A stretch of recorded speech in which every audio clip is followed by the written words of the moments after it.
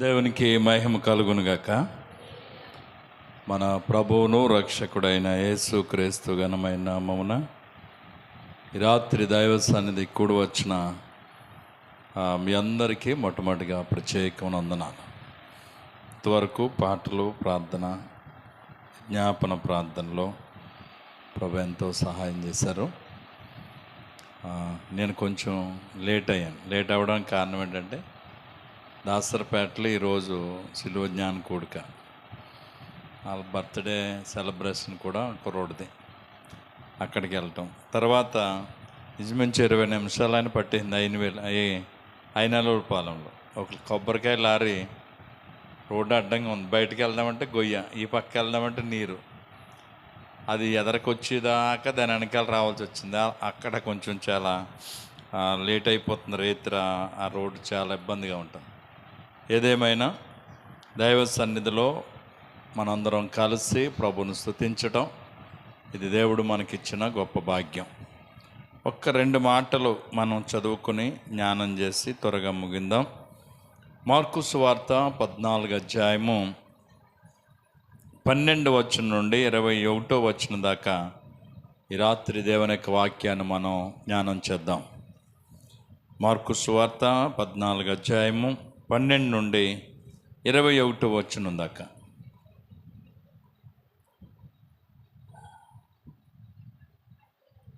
పులియని రొట్టెల పండుగలో మొదటి దినమున వారు పస్కా పశువును వధించినప్పుడు ఆయన శిష్యులు, నీవు పస్కాను భుజించుటకు మేమెక్కడికి వెళ్ళి సిద్ధపరచవలనని కోరుచున్నానని ఆయన అడుగగా, ఆయన, మీరు పట్టణంలోనికి వెళ్ళుడి, అక్కడ నీళ్ల కుండ మోయిచున్న ఒక మనుషుడు మీకు ఎదురుపడును, వాని వెంట పోయి వాడు ఎక్కడ ప్రవేశించునో ఆ ఇంటి యజమాని చూచి, నేను నా శిష్యులతో కూడా పస్కాను భుజించుటకు నా విడిది గది ఎక్కడని బోధకుడు అడుగుచున్నాడని చెప్పుడి. అతడు సామాగ్రితో సిద్ధపరచబడిన గొప్ప మేడగది మీకు చూపించు, అక్కడ మన కొరకు సిద్ధపరచుడని చెప్పి తన శిష్యుల్లో 2 పంపెను. శిష్యులు వెళ్ళి ఆ పట్టణంలోనికి వచ్చి ఆయన వారితో చెప్పినట్టు కనుగొని పస్కాను సిద్ధపరిచింది. సాయంకాలం అయినప్పుడు ఆయన 12 మంది శిష్యులతో కూడా వచ్చెను. వారు కూర్చుండి భోజనము చేయుచుండగా యేసు, మీలో ఒకడు అనగా నాతో భుజించుచున్నవాడు నన్ను అప్పగించునని నిశ్చయముగా మీతో చెప్పుచున్నానని వారితో చెప్పగా, వారు దుఃఖపడి నేనా అని ఒక్కని తర్వాత ఒక్కడు ఆయన అడగసాగిరి. అందుకు ఆయన 12 మందిలో ఒక్కడే అనగా, నాతో కూడా పాత్రలో చేయి ముంచువాడే, వాడు నిజముగా మనుష్య కుమారుడు ఆయన గూర్చి రాయబడినట్టు పోవచ్చున్నాడు. అయితే ఎవని చేత మనుష్య కుమారుడు అప్పగింపబడుచున్నాడో ఆ మనుషునికి శ్రమ, ఆ మనుషుడు పుట్టి ఉండని ఎడల వానికి మేలనెను. ఈ వాక్య భాగంలో 2 సందర్భాలు. ఒకటి పస్కా అనగా ఏంటంటే, ఇశ్రాయేలు ప్రజలు ఐగుప్తు దేశంలో బానిసలుగా ఉన్నప్పుడు దేవుని సన్నిధిలో వాళ్ళు పెట్టినటువంటి మొర్ర దేవుడు విని మిద్యాను అరణ్యములో గొర్రెలను కాసుకున్న మోషేను పంపించి ఇశ్రాయేల్ ప్రజలను విడిపించడానికి దేవుడు ప్రణాళిక సిద్ధం చేశాడు. అయితే ఫరో ఒప్పుకోలేదు. కానీ ఫరో ఒకరోజు ఒప్పుకోబోతున్నాడు.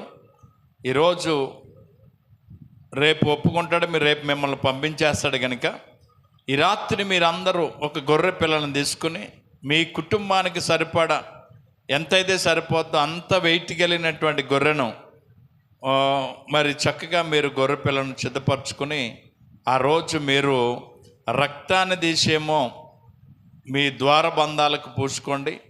మాంసం మీరు వండుకుని ఆ రాత్రి తిని మరి మీరు తొందరగా సిద్ధపడాలని చెప్పి ఆ రాత్రి దేవుడు చెప్పాడు. అంటే పస్కా అనగానే ఏంటంటే విడుదలకు సూచనగా దాన్ని చేయమని ప్రభు చెప్పారు. వాళ్ళు విడుదల కొరకు చేశారు. మరి మనం ఎందుకు చేయాలండి? మనకేంటి విడుదల అంటే, వాళ్ళ బానిసత్వం నుంచి విడుదల పొందారు. మన పాపం లోక సంబంధమైనటువంటి క్రియల నుంచి విడుదల పొంది మారు మనసు పొంది యేసు ప్రభుని సొంత రక్షకునిగా అంగీకరించాం. పాపము నుంచి మనం విమోచించబడినాం. నీతికి ఏమయ్యామంటే దాసులమయ్యాం. కనుక తప్పకుండా మనం పస్కాను భుజించవలసిన వారమై ఉన్నాం. విడుదలకు అది సూచన. యేసు క్రీస్తు ప్రభువారు శిష్యులతో పస్కాను భుజించడానికి అది పులియని రొట్టెల పండుగ. కాబట్టి పులియని రొట్టెల పండుగలో మొదటి దినం అయిపోయింది. పస్కాను వధించారు. పస్కాను వధించి మరి పస్కా పశువు మరి భోజనం ఏర్పాటు చేయాలి. యేసు ప్రభు దగ్గరికి వచ్చి శిష్యులు అడుగుతున్నారు, ఎక్కడ మనం పస్కాను భుజిందాం, మరి ఎక్కడ ఏర్పాటు చేయమంటారని అడిగినప్పుడు 12 మంది శిష్యుల్లో 2 పిలిచి, మీరు పట్టణంలోనికి వెళ్ళండి, పట్టణంలో మీరు వెళ్ళగానే ఒక మనుషుడు నీలి కొండతో ఎదురొస్తాడు. ఆ మనుషుడు వెళ్తున్నప్పుడు ఆయన కూడా వెళ్ళండి. ఆ ఇంటికి వెళ్ళగానే ఆ ఇంటిలోకి ప్రవేశించిన తర్వాత ఆ ఇంటి యజమానుడు మీకు కనబడతాడు. అప్పుడు ఆయన్ని అడగండి, ఇదిగో నేనును నా శిష్యులను కలిసి పస్కాను భుజించుటకు మాకు విడిది గది ఎక్కడా అని అడగండి. అప్పుడు ఆయన చెప్తాడు. అనగానే యేసు ప్రభు చెప్పినట్లుగా పట్టణంలోకి వెళ్ళగానే ఒక అతను నీళ్లు కొండెత్తుకుని వస్తున్నటువంటి సందర్భంలో ఆ బిడ్డ అతను చూచి అతని వెంబడి వెళ్ళి ఆ ఇంట్లోకి ప్రవేశించారు.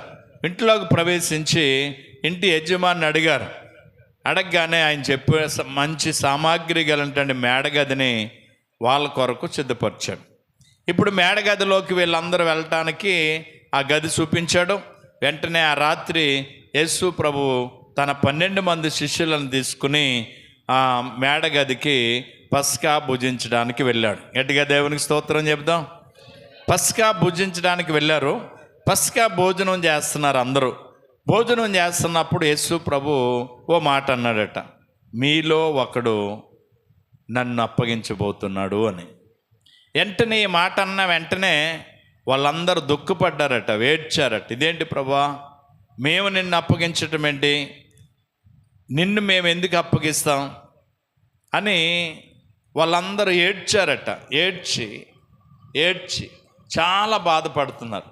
ఎందుకంటే యేసు క్రీస్తు ప్రభువారు మీలో ఒకడు 12 మందిలో ఒకడు నన్ను అప్పగించబోతున్నాడు అన్నప్పుడు ఆ 12 మంది అక్కడే ఉన్నారు.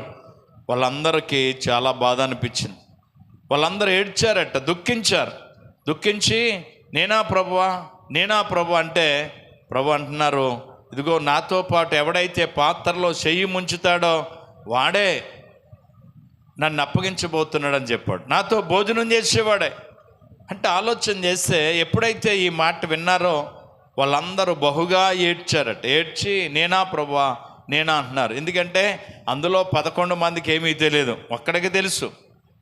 ఆ ఒక్కడు ఎవరనేది వీళ్ళకి తెలియదు. కనుక వాళ్ళందరూ ఏం పడ్డారంటే ఏడ్చారట. ఆలోచన చేయండి, మీలో ఒకడన్నాడు అంతే తప్ప పలానా వాడని మాత్రం అనలేదు ఆయన. అయితే ఆ 12 మందిలో ఆ వ్యక్తి ఉన్నప్పుడు యేసు క్రీస్తు ప్రభువారికి ఈ విషయం తెలిసిపోయింది. నేను ఎందుకు ఈ పని చేయాలి అనేటువంటి మనసు పశ్చాత్తాపం ఇస్కరియోతు యోధాలోకి రాలేదు. ఈరోజు చాలామంది పరిస్థితులు అలాగే ఉన్నాయి.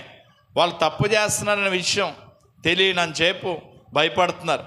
అయ్యో పాస్టర్ గారికి తెలిసిపోయింది అన్నారు అనుకో, అమ్మ ఇంక పర్లేదు, ఇంక తెలిసిపోయింది కాబట్టి ఇంకేముందా, ఎలా చేసినా పర్లేదు అన్నట్టుగానే వాళ్ళు ప్రవర్తించే వాళ్ళని ఎక్కువ మందిని చూస్తూ ఉన్నాం ఇప్పుడు.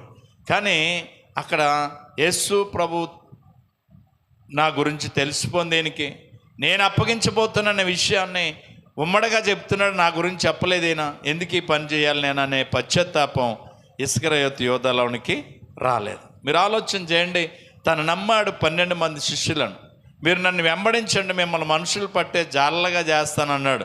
అలాంటి వాళ్ళందరూ యేసుని వెంబడించినటువంటి వీళ్ళు యేసు క్రీస్తు ప్రభువారిని బజారులో ఏం చేశారు తెలుసా, బేరం పెట్టేశారు. అందులో బేరం పెట్టినోడు ఉన్నాడు అక్కడ. నిజంగా ఆలోచన చేస్తే మరి చాలా విచారకరం కదా. నమ్మినటువంటి వ్యక్తి మరి యేసయ్యను బజారులో అమ్మటం అంటే ఎంత బాధాకరం. తను నమ్మినటువంటి 12 మందిలో ఒక్కడు యేసయ్యను ఏం చేశాడు తెలుసా, అమ్మేశాడు. మీరు గమనించండి, నమ్మిన వ్యక్తిని ఎట్టి పరిస్థితుల్లో మోసం మనం చేయకూడదు. కానీ ఈరోజు జరిగేది ఏంటి? ఎవరు నమ్ముతారో ఆ వ్యక్తినే ఏం చేస్తున్నారో మోసం చేస్తున్నారు. మోసం.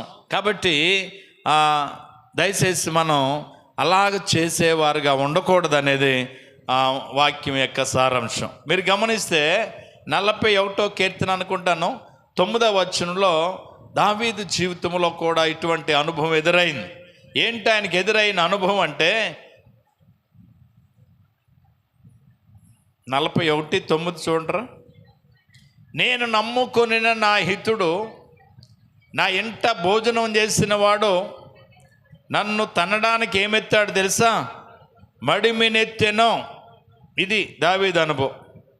నేను ఎవరినైతే నమ్ముకున్నానో, ఏ వ్యక్తినైతే ఇంటికి తీసుకొచ్చి వాడికి భోజనం పెట్టి అన్నీ చేశానో, ఆ వ్యక్తి తన్నడానికి ఏమెత్తాడో తన మడిమినెత్తెను అంటున్నాడు. మడిమినెత్తాడట. ఎంత విచారకరం అంటే, తన్నడానికి తను నమ్మినటువంటి వ్యక్తే తను నమ్మడానికి ఏమెత్తాడట? మడిమినెత్తాడట. ఈరోజు జరిగేదంతా ఇదే. ఎవడైతే నమ్ముతున్నాడో ఆ వ్యక్తిని నమ్మించి మోసం చేస్తున్నారు, నమ్మించి నట్టేట ముంచేవారుగా ఉంటున్నారు. కానీ ప్రభు నెరిగిన బిడలుగా ఈ మోసం అనేది ఎట్టి పరిస్థితుల్లో మనుషుల్లో ఉండకూడదు. అది దేవునికి ఎంత మాత్రం ఇష్టం కాదు. ఈ మనుషుడు అలాగే మోసపోయాడు దావీదు. 55వ కీర్తన 12వ వచనంలో కూడా చూస్తే అక్కడ కూడా ఒక మంచి మాట ఉంటుంది చూడండి. 55వ కీర్తన 12వ వచనం.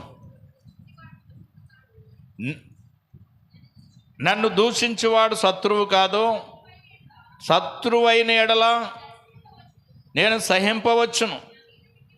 నా మీద మింటిపడివాడు నా మీద పగపట్టినవాడు కాడు. అట్టివాడైతే నేను దాగి ఉండవచ్చును. ఈ పని చేసిన నీవు నా సహకారివి, నా చెలికాడవు, నా పరిసైడవు. చాలమ్మ. మనం కూడి మధురమైన గోష్ఠి చేసి ఉన్నవారం ఉత్సవమునకు వెళ్ళుచు సమూహముతో దేవుని మందిరమునకు పోయి ఉన్నవారము. అంటే ఎవరు? తనతో పాటే మందిరానికి వెళ్ళి తనతో పాటే సహవాసములు ఉండే వ్యక్తే తను ఏం చేశాడట? దూషించాడట. నన్ను దూషించేవాడు శత్రువు కాడు అంటున్నాడు. ఎవడు అంటే నాతో పాటు కలిసి ఆ మందిరంలో సహవాసంలో ఉన్నవాడే అంటున్నాడు. కాబట్టి అదే అధ్యాయంలో 33వ వచనం చూడండి. 33వ వచనం 55వ కీర్తన 12వ వచనం. 33వ వచనం ఉందా?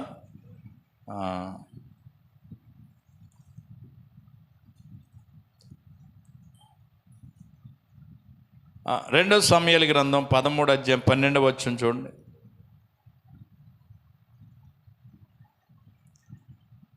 సమూయేలు 2వ గ్రంథం 13వ అధ్యాయము 12వ వచనం.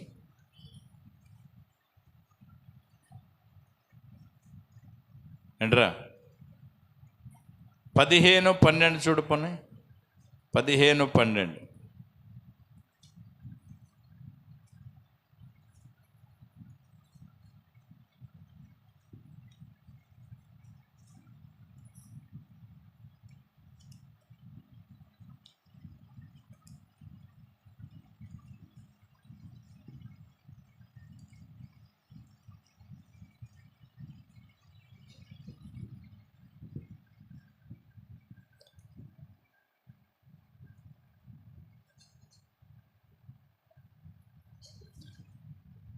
మరియు బలి అర్పింపవలనని ఉండి అబషాలోము గిలోనీయుడైన అహీతోపెలు అను దావీదు యొక్క మంత్రిని గిలో అను అతని ఊరు నుండి పిలిపించి ఉండెను. అబషాలోము దగ్గరకు వచ్చిన జనము మరీ ఎక్కువగుట చేత కుట్ర బహుబలమాయెను. కుట్ర చేసినోడు ఎవరు? దావీదు మీద. అబషాలోము ఎవడో? కొడుకు. తన కొడుకే దావీదును సింహాసనం ఎంచి పక్కగంటి ఆ సింహాసనాన్ని అధిష్ఠించాలని సిద్ధపడి అతడు మరి ఆ రాజ్యాధికారం పొందడానికి సిద్ధపడుతున్నప్పుడు దావీదు పారిపోయాడు అక్కడి నుంచి. అంతేకాదు దావీదుకి నమ్మకమైనటువంటి వాళ్ళందరూ ఈ అబషాలోముకు సపోర్ట్గా చేరి ఆ సైన్యంలో రోజు రోజుకి ఏమి ఎక్కువయ్యారట జనాలు. ఎవరంటే దావీదు నమ్మినటువంటి వాళ్ళందరూ కూడా. అందుకంటాడు, మేమందరం కలిసి గుడికి వెళ్ళిన వాళ్ళం, ఉత్సవంలో పాల్గొన్న వాళ్ళం, మందిరంలో ఉన్న వాళ్ళమే నా మీద ఏం పడ్డారు, దూషించారు, నన్ను ద్వేషించారు, నన్ను తనడానికి మడిమెత్తాడు అని దావీదు తన యొక్క బాధను వ్యక్తం చేస్తున్నట్లుగా కనబడుతుంది. కాబట్టి ఈ సాయంకాలపు వేళ దయచేసి గమనించండి,